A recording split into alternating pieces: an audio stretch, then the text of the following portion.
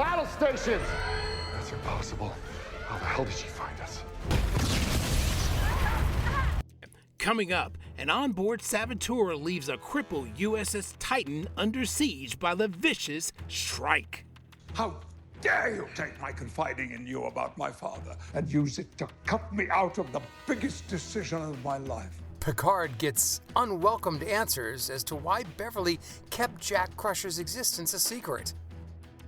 Your worlds are on the verge of destruction. What is happening? He's a changeling. Rafee and Worf uncovered the Changeling conspiracy. Will, how many times must your strategy fail? It's not working! Sit down, Admiral. I'm the captain of this ship.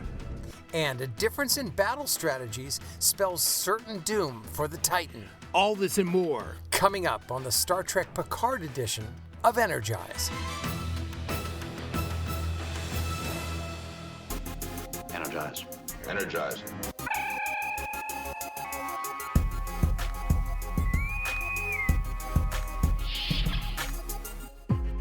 We're jumping to warp speed with Jean-Luc Picard and the Star Trek Next Generation crew.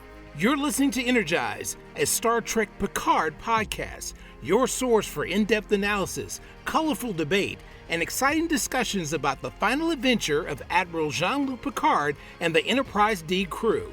I'm your host, Anthony McLemore. And I'm Steve Truitt. This week, Riker takes command of the Titan after Shaw is gravely injured. Meanwhile, Rafee and Worf uncover a plot which stands to destroy the Federation. Can Picard and Riker come to an agreement on battle strategies? Or will their decisions lead to the demise of the Titan and its crew? Here's a warp speed recap of Star Trek Picard Season 3, Episode 3, 17 seconds. Battle stations! That's impossible. How the hell did she find us? You got us into this. You are gonna get us out. Computer. Transfer command. Captain William Riker Proton. I'm so sorry, son. How does she keep finding us? Instead of fleeing, we end the trail and reposition behind the Shrike. We can no longer risk the lives of this crew. As soon as the leak is fixed, we're going to make a final run for it. Someone deactivated atmospheric diagnostics. The ship's computer can't detect the leak. Sabotage. Sir, Jack was ambushed. He thinks it was a changeling.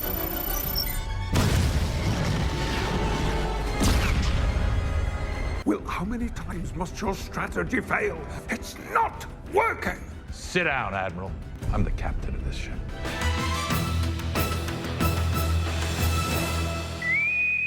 Steve, this episode was action-packed, full of espionage and intrigue, but overwhelmingly for me, it was emotional.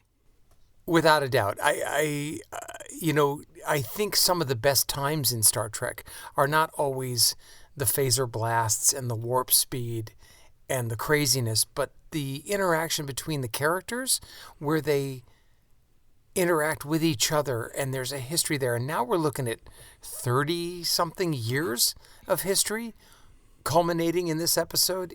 It's mind-blowing. We don't need intrigue and tension. We love these characters, and the way they interact is phenomenal. Well, it really does help that the writing's great and the actors, Yep. They're just superb in their performances.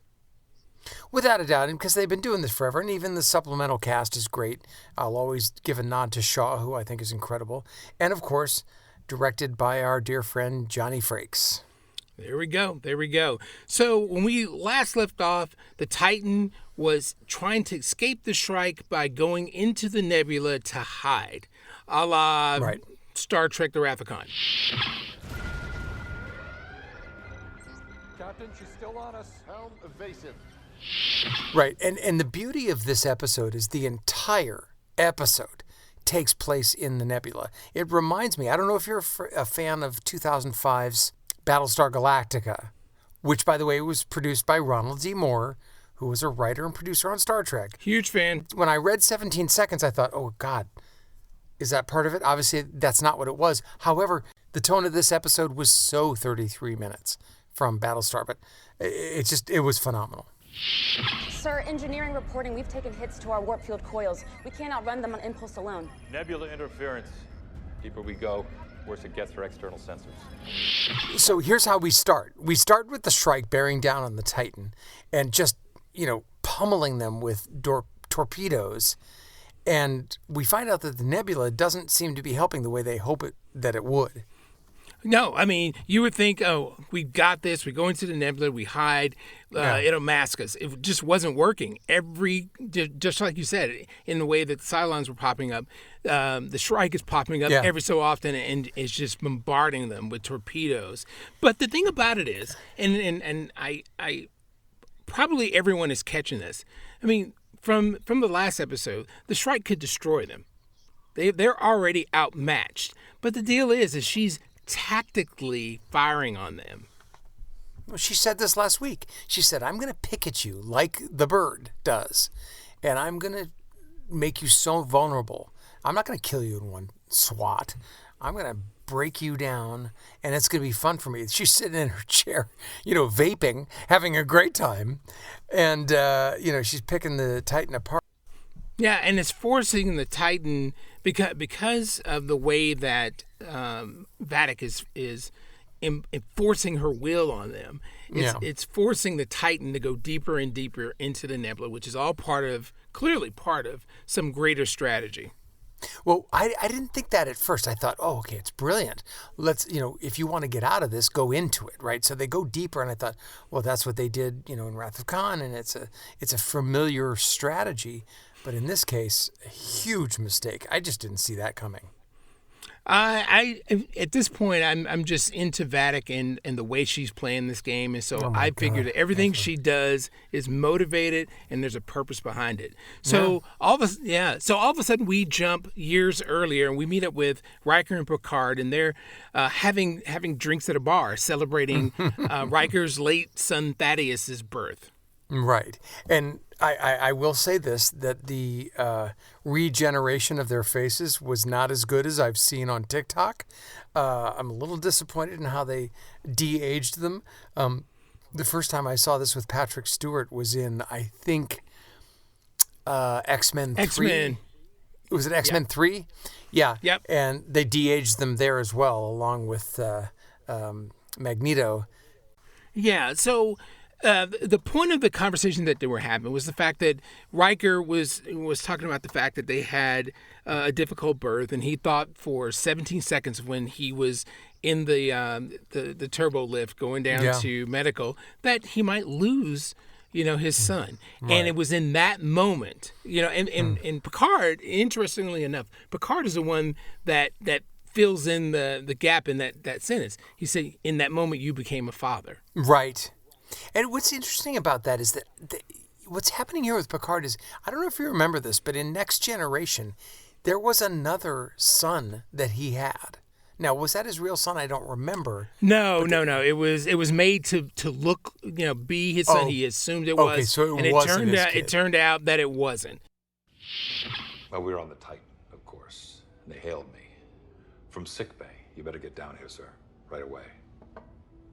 The tone of voice, it was not what you wanted to hear. Their meeting ends, and Riker is called back. Troy's like, you better get your butt back up here. And bring the whiskey. Bring the whiskey. And, Riker tells him that, he hopes that he can have that same joy. And when Riker leaves, Picard is left sitting there, and you can see on his face that there's regret. Yeah, of course. And the thought is, I'll never have that. I have sacrificed my having children for my career in Starfleet and the galaxy, saving the galaxy. Yeah, we know he's not he was so grumpy all those years, not liking children and all that. As far as we know, he's not going to have a kid. So. Stern, report. Negative, Captain. Still no sign. No visuals of the Shrike. So they jump right back to present day, which I'm happy about, and it says present day, and we know it's the Titan. And now we realize they've got no sensors. Shaw has literally posted crew around the ship to look out the windows, including the rear windows. Tell us if they're coming up on our tail. You know you're in a bad situation. You know you're in a bad situation when you actually have to have people looking out the back window. And I want to say two quick things. I don't know if it's the writing or the direction, but I loved that. It was such a great moment. It really it felt so real to me. Hey, man, our sensors are down. We don't have a lot of energy here. We're in a damn nebula. Look out the window. I tingled at that. I thought it was so great. It was just such a great moment. 2 months before I left the Enterprise, do you remember our shore leave on Casparia Prime? The waterfalls? A perfect day on borrowed time. They called you back early. That's how it always was with us. So we move on to what I think is one of the most vital moments in TNG history. I'm talking in the 35 years it's been around. This is one of the most powerful scenes they've ever had. Oh, definitely. I mean, I was completely moved by this whole thing. I was angry and I was sad and hurt for Jean-Luc Picard at the same time. Here's the way I saw it. It was written so well and direct. Let's just look at the direction. When we open, it's a wide shot and Beverly is as far to the right as possible and Jean-Luc as far to the left as possible. During the scene, which is about 6 minutes long, eventually they just end up face to face. They're 3, inches from each other. It was a brilliantly done scene. I loved what Johnny Frakes did with this. And during the whole scene, they're spilling their guts, and it was just mind-boggling. Yeah, and the way it starts off, well, there weren't any words exchanged, and I just looked at Jean-Luc Picard's face. It was a mixture of anger and hurt at the same time, and he was piercing her, with his eyes. Like, how could you do this to me? And that is when I knew it would be like that forever. It will be what it always was: attempts on your life. And you never thought, if you had told me, it all might have been different. So we find out that they actually conceived the last time, the last night they spent together. That's right. And Beverly, initially starts off in giving a laundry list of what I would consider excuses for not telling him. Remember on Vigus 3, and remember on something 5, and remember on this planet 7. You had a gun to your head. You had this. You had that. Yeah, she really had. Yeah, and Picard was not having it. It was just like, okay, so that was a good excuse for not to tell me for 20 years. Come on, you know. Yeah, but again, how can you fault her? You can't fault her, and you can't fault him. This is the beauty of the scene. You don't take sides here. I didn't. Well, I might have to disagree with you. Oh, 75%. On what side? On the side of Picard, because here's the deal. I mean, as a father, yes, I would be completely pissed, regardless of my situation, not to know for 20 years. Yeah. I didn't have a son, and it was her responsibility at some point to give him the choice. To give him the choice, and that choice was robbed from him. Right, and yet what she says is, as a mother, you will burn down the galaxy to save your child. And when I look at Jean-Luc Picard, I think my child will be constantly in danger, and I didn't want that for my child. Look, I'm a dad. I have daughters.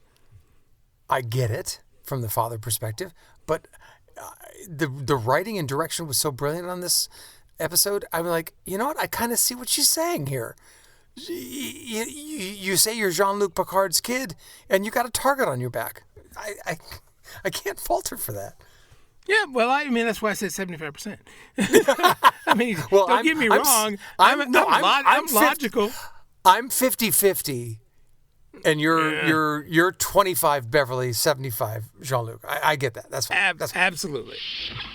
Can you please stop looking at me like that? Like what? Like I'm the outcome of some science experiment. I'm sorry to tell you, kid, but you are. I spent 2 decades in a spaceship watching you get cooked up before you were born. So Riker and Jack had left the room, and so they're in one of the corridors, and you know, Riker's standing up for Picard, and you know, and Jack is giving him a hard time. You know, your heroes, you know, don't stand up, don't live up to what they, they crush don't you. meet your heroes. Yeah, of course. Yeah, don't meet your heroes, and people, Titan crew are passing by, and they're looking at him with the scowl, giving the evil eye. Yeah, yeah, they're all pissed. And, Riker makes a good point to him. He said, you need to make these people believe that basically you were worth saving. Right. And it harkened back to something that in an earlier scene, somebody said something similar, and Jack wanted to, fight with him, and Beverly pulled him back and said, no, they're going to, what she said, they're going to need us. And I'm just like, right. Which, I'm just like, okay, so you guys know more than you're telling us. Bridge, visual contact of the Shrike. Bearing 047, 3,000 meters and closing. Battle stations! That's impossible. How the hell did she find us? So we get back to the bridge, and the Shrike once again is on top of the Titan. Yeah. And it just isn't clear how they discovered the Titan. I mean, this is like a big mystery because, when you're in a nebula, you're supposed to be shrouded, cloaked. And it's just not working out for them. And they're getting pummeled. And Shaw gets critically injured. So this was an interesting scene for me for several reasons. One, a la Rachel Garrett, it seemed to me with the head wound that he probably should have died. But he kind of rights himself. He's got this massive bleeding head wound. Clearly his leg has been broken. But like a compound fracture. The bone is sticking through his leg. And he just goes, okay, Riker, who I have no respect for and didn't want you here, you get to be captain. That was a little strange for me. Like, just turn it over. Riker's the guy that he's like, you're full of crap. So that surprised me a little. Well, I mean, I'll say this. When the chips are down, he was the captain of the Titan. And his jabs at them might come from some form of jealousy, to be honest. But at the end of the day, he doesn't like the fact that they're legends. Yeah. But when you got a legend on your ship and you're down and out, who are you going to call on? You call on the legends. You call him the legend. So it made sense to me. He's the next guy. He's the next guy to get the job done. Well, okay, I understand that. But let's say they handed me this writing assignment. Knowing what I know about Shaw, I would have said, fuck you, I'm going to keep piloting the ship. And he'd have to be dragged off. I don't think the way that Shaw was written the first 2 episodes, that he would just go, okay, I hated you, but now here's the ship. I'm sorry. I think he gave it up too easily. But there's a reason that was. We need to see Riker and Picard in control. And it's played out beautifully later. I know who the hell you are, but... I am Worf, son of Moog, House of Martok, son of Sergei, House of Roshenko, bane to the Duras family, slayer of Gowron. I have made some chamomile tea. Do you take sugar? So we go to Rafee. She's waking up from her drug-induced temporary coma, and she's hearing opera music. And she wakes up, she grabs a weapon, and she rolls up on Worf behind him, and he's practicing his moves with his battle axe. It's like Klingon Tai Chi. Now, let me ask you a question. Do you recognize that opera music? Yes, it sounds like the opera music from First Contact when Berlioz. Berlioz? No, he goes Bizet? No, Berlioz. Exactly. And God, I love that you did that. Good for you, man. I was like, that's exactly the same music that they did in First Contact. Yes. Good for you. Awesome. That's so awesome. I thought I was going to nail you on that one, but you nailed me, so good for you. Yeah, so he's doing his Tai Chi to Berlioz, and she kind of sneaks up on him, and he takes her out immediately. You're my handler? You're Starfleet? My concerns align with theirs. Think of me as a subcontractor. So it appears that Worf has been like a subcontractor. I'm still not. Which are his words. Yeah, those were his words. I still think he might be Section 31. I mean, it's a subtle way of saying that he's Section 31. Who knows? But he's concerned. I don't think so, and here's why. Right. Here's why I don't think he is. Because Section 31 operates on the fringes of Starfleet, and I just think Worf, through and through, with his honor and dignity, would not go to the fringe. I think he stays in the middle. I do. Okay. But maybe I'm wrong. I don't know. What do I know? Yep. So the two of them kind of go back and forth about her botched mission, and she, I had him, no you didn't, I rescued you, etc., etc. But Worf does respect her because let's we talk about Rafee being over aggressive and those kinds of things, but I think Worf sees him in her. Without a doubt. And he even says that. He's like, you were me, when I was younger, I had your energy and so forth. And it's interesting. With Riker, you see it physically. With Picard, you hear it. And with Worf, because he's got all that makeup, even Michael Dorn has aged. He seems older, and you can hear it in his voice. I felt a little melancholy about that. Michael Dorn was always just such a strong character for me and just a tough guy, and you can hear the years in his voice. It's touching, to be honest. Yeah, but he's still strong. I still wouldn't fight him. I still wouldn't fight Worf. No, I wouldn't either. I wouldn't touch him. Yeah. And so these two decide that they're looking for this guy named Titus Rucker who paid the Ferengi. Right. That Worf killed in the last episode to lie about the bombing. So they're now the Super Friends. I mean, the Wonder Twins. We are now connected. Yeah. Yeah. And they keep hinting that something bigger is going on here. And this is great because this is the mystery that keeps going. And I really appreciate that these writers are making us still really intrigued with the stuff that we don't know. Yeah, it's layered. This isn't a simple story, and you're left at the end of every episode. You're left hanging. You don't understand what's going to happen next, and you can't see it coming. Vadic should be as blind as we are. It might give us a tactical advantage. No, we should continue to evade until Warp is operational. She's finding us anyway. So now we get back to the Titan, and we're having a disagreement of battle strategies. I mean, Riker and Picard are at the helm, but Picard wants to take advantage of the fact that both ships are flying blind, and he wants to go on the offensive. Picard wants to fight. Riker wants to hide, and it's a different strategy. We need to fight because we need to show them that we're tough. And Riker's like, no, we need to protect our people and the ship. Yeah, he's taking on the Captain Shaw role.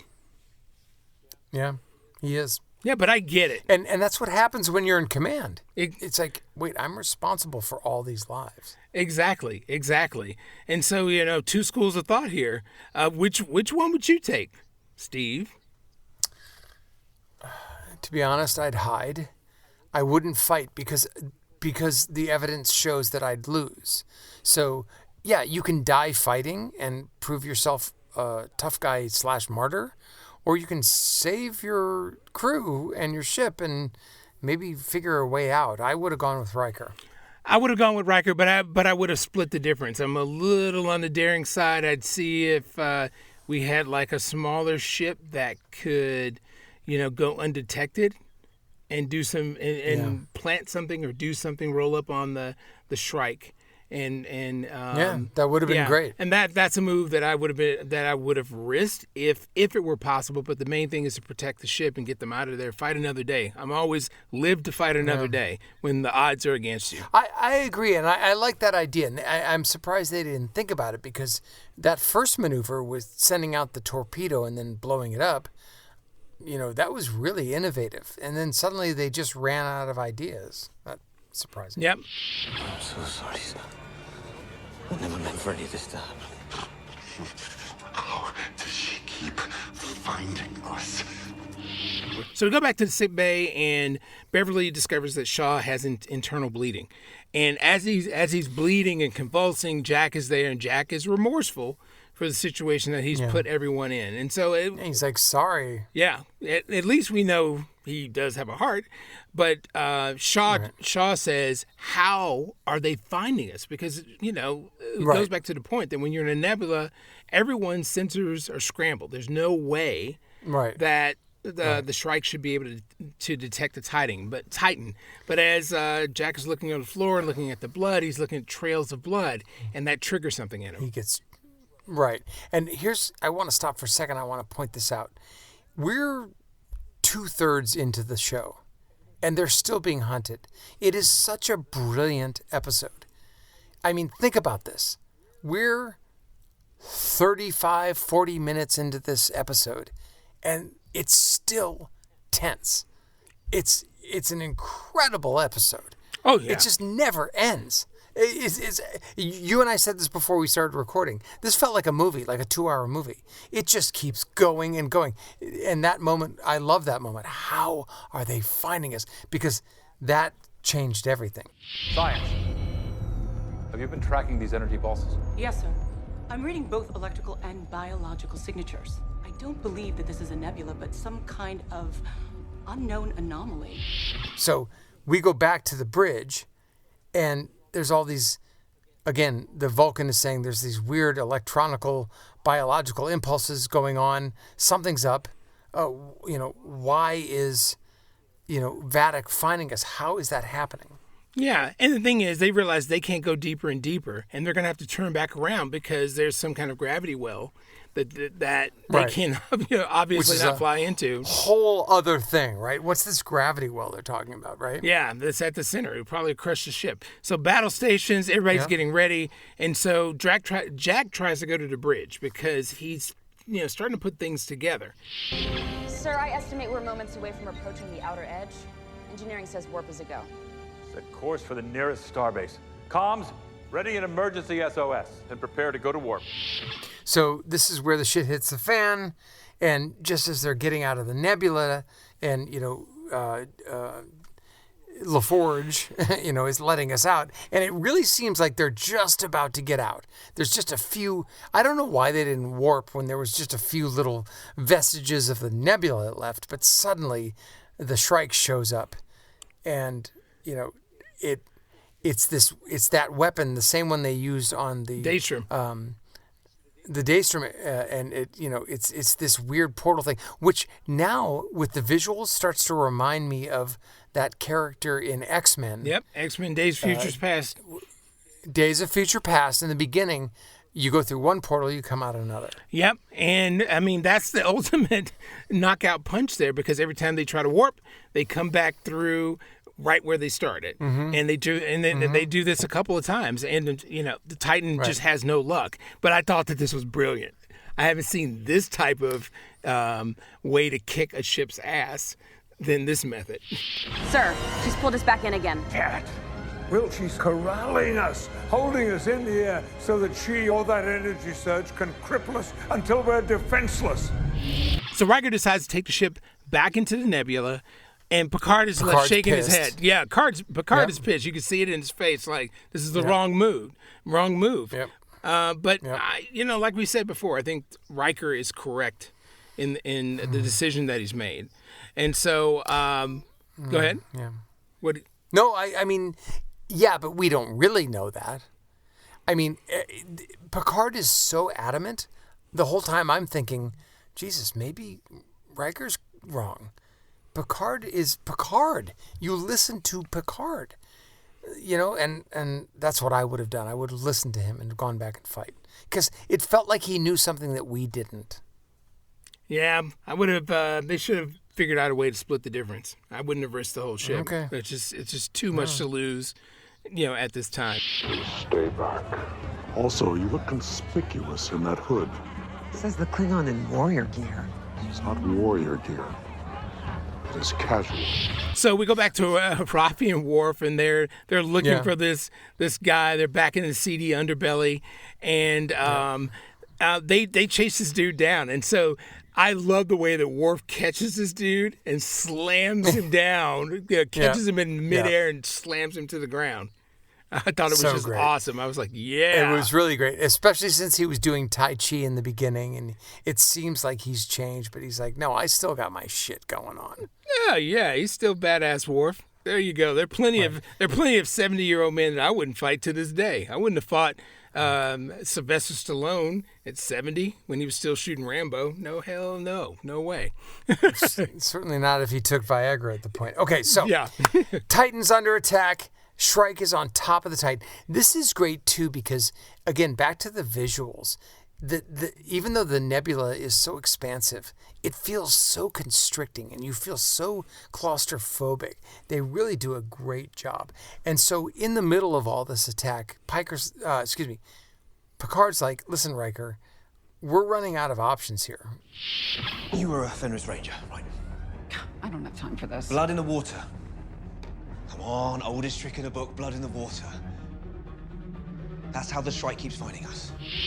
But meanwhile, Jack goes to Seven's quarters, and they get together to try to figure out what the hell is going on. So they kind of suss it out and figure out that there's got to be some kind of leak of a particular substance that can be detected in a nebulous situation that doesn't require scanners. And so they go down to this chamber, and sure enough, there's a leak. Deuterium. It insulates the warp coils. Yes, that's it. That's what I'm saying. Was it the deuterium, they said? Oh, I can't. I can never remember all of their named substances. It was deuterium gas, which is used in lethal. Okay, there it is. It's lethal, right? So, so Seven goes off to another chamber to investigate other stuff, and meanwhile, back on the bridge, Picard again is suggesting using that intel as an advantage. We can use it as a diversion. You know, stopping the leak and sneaking up on the Shrike, which I love. Like, let's float around and come up behind them. I thought it was a great idea. Oh, yeah. No, it's definitely, like Riker said, tactically sound, because they're going to follow the trail that has, essentially gone cold, but they won't know that. And then the Titan can just be lying in wait and come down on them. So it's actually probably a good move. But, Riker strongly disagrees. And like Captain Shaw is focused on saving the crew. I mean, I just really like this turn of events. I mean, you have two very strong points of views, but I hate seeing Picard being reduced to second fiddle like this. But let's put it in reality. Again, to use an old term, these are two legends who never fought, never disagreed, and if they did, they took it to the ready room. If they disagreed. And what you're looking at now, and here's what I see. An old man past his prime, and another old man clinging to his prime. That's Riker. And the two of them are like, we don't know what we're talking about. But Riker says, I'm the captain, and sit the fuck down. I'm gonna make the decision, not you. But that's not what happens, is it? Like short-range phaser fire to me. It's not damage. It's sabotage. Still a lot in this room, and the tube. I'm going to check another chamber. Stay here. We need to know how long it'll take to clear the system. So we go back down to the chamber. Jack is left alone, and this dude... So we go back down to the chamber, and Jack is attacked. And the guy that's attacking him happens to be the same guy that greeted Picard and Riker, who had this squirrely-looking face.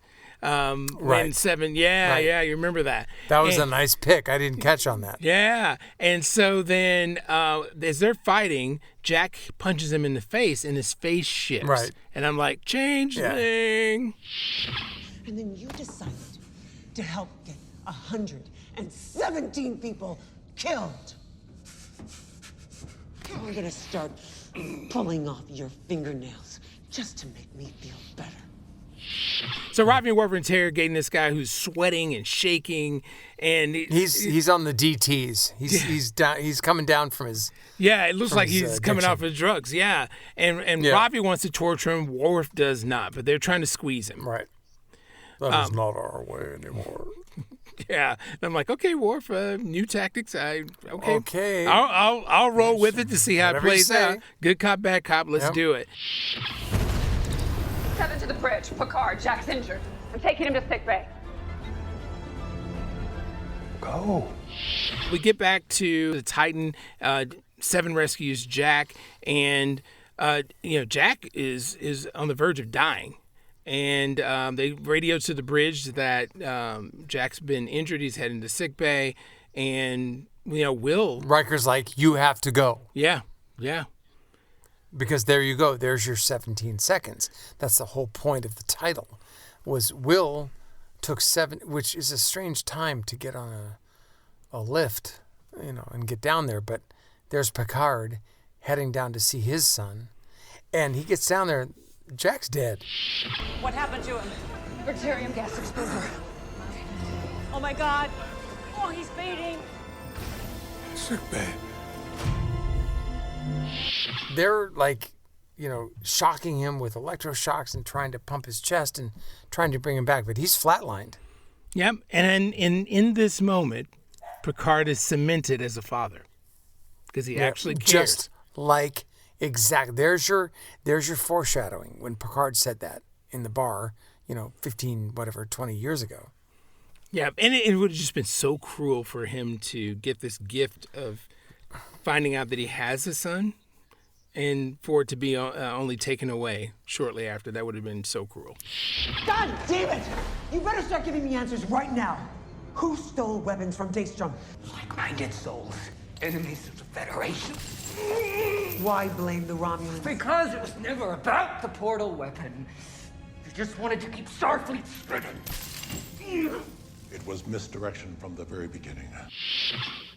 So we go back to Rafee and Worf, and they're interrogating this guy, and he's in physical stress, and so he really wants to get out of there. He wants to be released, and he admits that the portal weapon was stolen as a distraction for something else being stolen, which is critical. So I'm like, well, what the?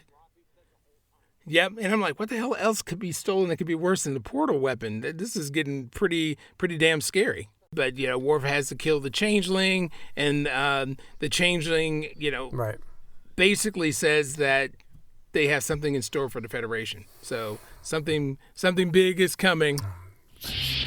Will, we cannot run any longer. We must engage and protect the ship. I am protecting the ship by avoiding its destruction. I understand this instinct to be fearful of loss. Fearful of loss? You are out of line. All right, so we go back to the Titan. Picard is still trying to convince Riker that they need to go on the offensive, and it's getting heated in front of the bridge crew. Right, which again is a new thing for Star Trek. We don't see this a lot in the past. So Picard's like, "Listen, what are you afraid of? Don't be afraid of losing." And Riker's like, "You're out of line." And now it's like, we're not friends anymore. You're not the captain. I'm not number one. It's like, you're a problem. Get out of my way. I loved this tension. Oh yeah, it was very uncomfortable to watch because you love these two guys, and you know that they're friends. They're legends, right? Yeah, but they're friends, and it goes beyond the officers serving on a ship. And so Riker yells at Picard to sit down and reminds him, I'm the captain. And I was just like, whoa, are they going to be able to come back from this? Picard listens and he sits down and dejected. And it's like, and this is where I'm feeling like, this is like telling your grandpa, hey, grandpa, You don't know anything anymore. Just get out of my way. And I'm really Team Picard at this point. Yeah. Oh, that was just hard to watch. I mean, he's been reduced to an old man. So, yeah. They can look and sound like anyone, any species. What is it they want? A second war? No. I believe they may be planning another attack. Sir, we have just had an explosion. Warp energy is falling to zero, Captain. We lost a power conduit. We are unable to go to warp. As Worf is explaining to Rafee about the rebel Changeling faction that I had mentioned earlier, the Changeling that's actually on the Titan plants a bomb that basically wrecks the warp drive. It just blows up within the ship. You know what I love about this episode, and again, I think Johnny Frakes just directs this perfectly, is this is non-stop tension. This is the episode 33 from Battlestar Galactica, reincarnate with Star Trek. From the second it starts to the second it finishes, it is non-stop tension. I loved this episode. Oh my God. I hated it and loved it. There was so much tension and torture, and it's like, we can't get away from these flipping people. Help me. Yeah. Never got a chance to rest. I mean, my heart was pounding every second it was on, and so this was crazy. So now that warp engines are destroyed out, I mean, we're really screwed at this point. We'll turn the ship around and fight. We'll lose. We're out of options, Captain. We fight or we die. Yeah. And so once again, Picard turns to Will. We either fight or die, which he does have a point. By the time Riker finally decides to listen to Picard, he goes, okay, let's do this. He goes, fire everything we've got right toward the Shrike, which has turned to face the Titan. But what happens? As soon as they fire, the Shrike opens this portal, and all the weapons go into the portal and suddenly emerge behind the Titan. It is the most brilliant, terrifying, gorgeous, horrible moment that I have seen in Star Trek. I love amazingly this wicked moment. It was amazingly wicked. That's exactly the way to describe it. Amazingly wicked. It was so cruel and so fascinating. And they shoot all this stuff, and they're like, great, here you go, portal. And now it's heading toward the Titan, and boom. Prepare to attack. LaForge, arc us around for a rear assault.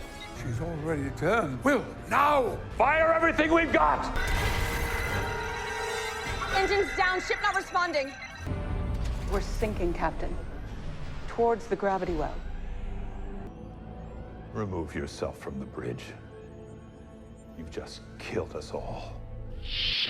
Titan's dead in the water. I mean, they are completely defeated. God. They're just basically adrift and heading towards the gravity well.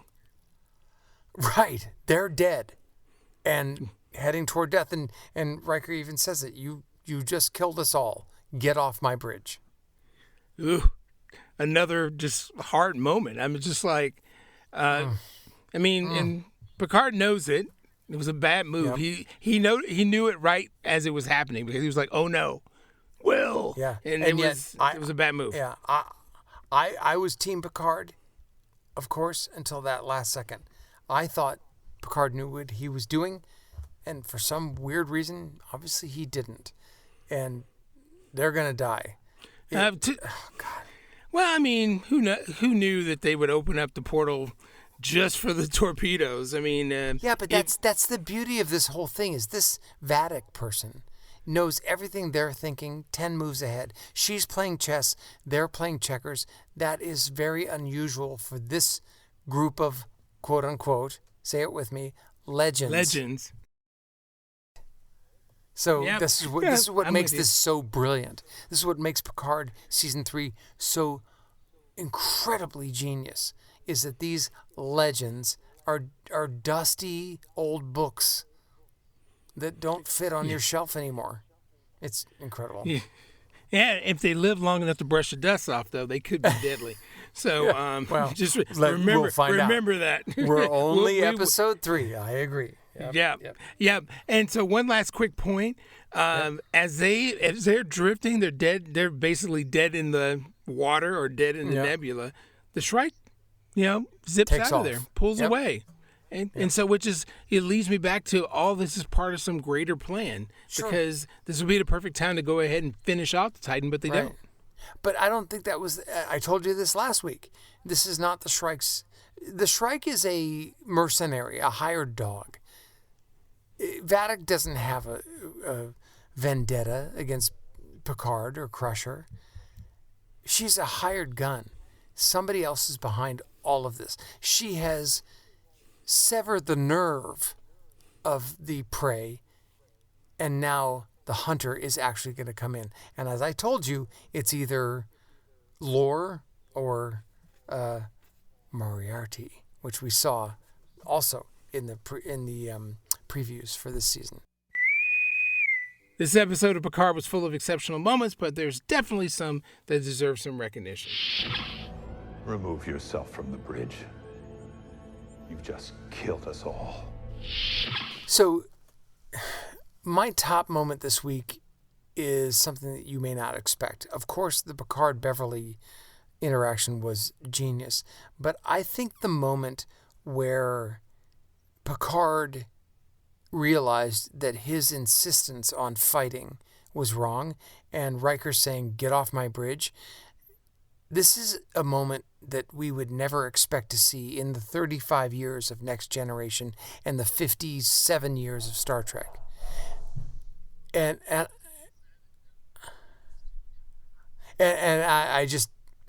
I found that moment to be against canon and yet so compelling that I couldn't look away. I love that moment because it was so heartbreaking.